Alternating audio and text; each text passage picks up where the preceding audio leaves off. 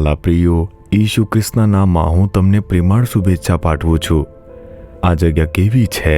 Rose garden, ગુલાબનો બગીચો, અને આ એક ખુલ્લો પાર્ક બન્યો છે। તેઓએ ગુલાબનો બગીચો બનાવ્યો છે। ઓસ્ટ્રેલિયા દેશની અંદર એડિલેડ નામનું શહેર છે અને તેમાં આ છે। તે ખૂબ જ સુંદર છે અને કારણ કે અહીંનું જે હવામાન છે તે ખૂબ જ સારું છે, તેથી આ ફૂલો ખૂબ જ સુંદર રીતે ખીલ્યા છે અને કદમાં મોટા પણ છે। પ્રભુની રચના કેટલી સુંદર છે, જુઓ છો ને? અલગ અલગ કલરના ફૂલો છે, ગુલાબી છે, પીળા છે, આવા ગુલાબો છે અને વિવિધ રંગોમાં છે। જાંબલી રંગના ગુલાબો પણ હાજર છે। આ ખૂબ જ આશીર્વાદિત એવો એક દેશ છે।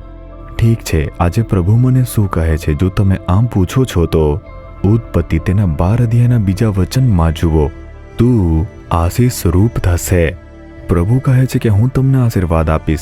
હું તમને શા માટે આશીર્વાદ આપું છું? તમે આશીર્વાદ બની શકો તેના માટે। પ્રભુ કહે છે હું તમને આશીર્વાદ આપીશ, ગુણાકાર કરીશ, હું તમને ઉન્નત કરીશ અને સમૃદ્ધ કરીશ, એવું વચન આપ્યું છે ને?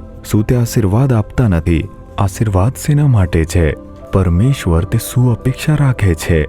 You shall be a blessing, એનો અર્થ છે કે તમે અન્ય માટે આશીર્વાદ બનો। એ જ પ્રભુનો આશય છે। પરંતુ ઘણા સમય આપણે આસપાસ વારથી વર્તુળ બનાવીએ છીએ। મારો આશીર્વાદ છે, મારા પરિવારનો આશીર્વાદ છે, મારા બાળકોનો આશીર્વાદ છે એમ કહીએ છીએ, અને કારણ કે આપણને સ્વાર્થી જીવવાની આદત પડી ગઈ છે, મેં પ્રભુના ઘણા બાળકોને જે આશીર્વાદ પ્રાપ્ત કર્યા છે તે ગુમાવતા જોયા છે। તેથી પ્રભુએ મને આશીર્વાદ આપ્યો છે તે કહેવું અગત્યનું નથી, તેણે આપણને બીજા ઘણા લોકો માટે આશીર્વાદરૂપ બનાવ્યા છે તે કહેવું અગત્યનું છે। એટલા માટે તે આપણને આશીર્વાદ આપે છે। તમે જ્યાં પણ રહો છો, ગામની અંદર અથવા શહેરની અંદર, તમે જ્યાં કામ કરો છો, તમે જે સ્થાનમાં રહો છો, જ્યાં વ્યવસાય કરો છો, તમારી આસપાસના સમાજ આશીર્વાદ થવા જોઈએ। તમે આશીર્વાદ છો। તમારા કારણે કેટલા લોકોને સારી વસ્તુ મળી છે। છેલ્લા મહિનામાં તમે કેટલા લોકો માટે આશીર્વાદરૂપ બન્યા હતા તે વિશે વિચારો। અન્યના માટે, આશીર્વાદ માટે તમારી આવકનો એક ભાગ ખર્ચ કરવા માટે તમારે જીવનને પ્રતિબદ્ધ કરવું જોઈએ। પછી પ્રભુ તમને વધુને વધુ આશીર્વાદ આપતા રહેશે।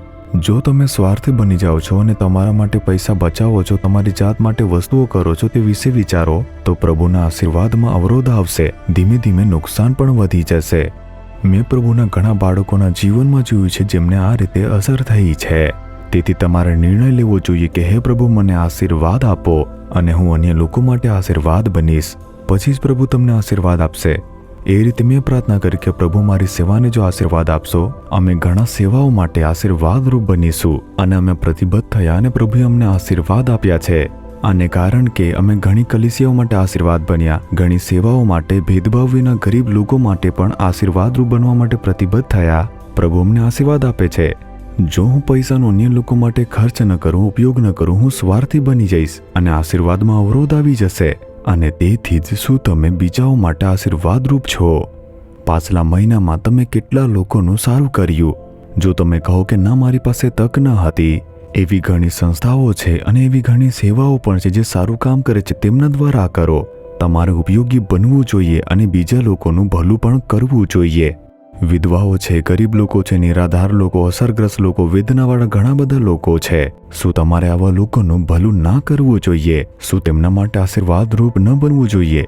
આજે જ પ્રતિબદ્ધ કરો, પ્રભુ, હવેથી હું સ્વાર્થી નહીં રહીશ। મારી જે આવક છે, હું તે આવકનો એક ભાગ બીજા ઉપર ખર્ચ કરીશ અને તેમના માટે એક આશીર્વાદરૂપ બની જઈશ। દેવું તે દૂર થઈ જશે, નિરાધાર દૂર થઈ જશે, વ્યર્થ ખર્ચ બદલાઈ જશે, હોસ્પિટલનો ખર્ચો બંધ થઈ જશે। તમે સમૃદ્ધિ અને ભલાઈ જોશો। પરીક્ષણ કરી જુઓ। શું પ્રભુને જોઈને કહેશો? પ્રભુને જોઈને કહો, મને તમે આશીર્વાદ આપો, હું અન્ય લોકો માટે આશીર્વાદરૂપ બનીશ।